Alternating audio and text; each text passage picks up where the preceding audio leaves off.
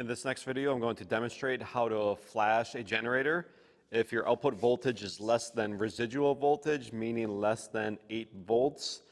This is commonly known as no voltage. So this is anything less than 8 volts is why we're going to reflash a generator. This is going to happen because of long-term storage, generator not being in use, and also just sudden impacts to the machine can cause that residual voltage to be below 8 volts. So in order to flash the generator, going to locate the capacitor. We're going to remove the excitation wires from the capacitor. There's going to be these two red wires we're going to be flashing. So all we're doing is supplying external voltage between 9 and 12 volts to the excitation wires.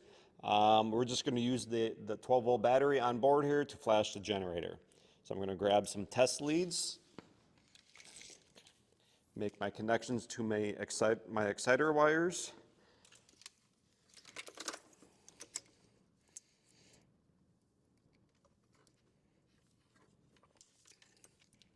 And it doesn't matter where we go on the excitation wires, positive or negative.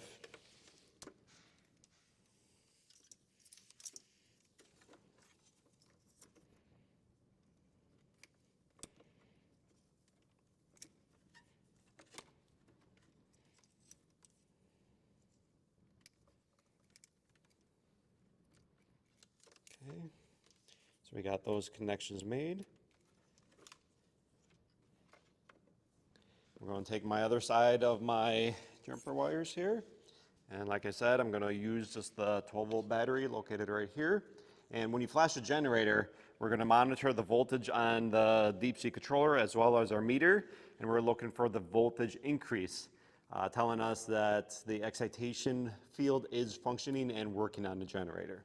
So I'm going to start the engine. Once the engine is started, I'm going to just momentarily touch my leads here to the battery. So I'll just connect my positive first and then just touch the negative. Start the engine.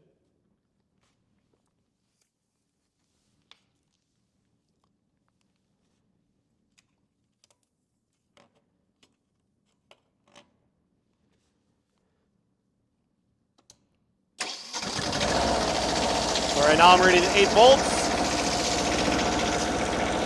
And we're up to 16 volts. You saw the voltage increase, and I've just flashed the generator.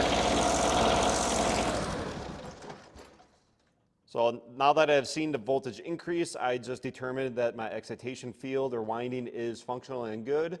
I've re-energized that residual voltage to the excitation field, and I should have voltage output from the generator to L1 and L2 and your receptacles on the light tower.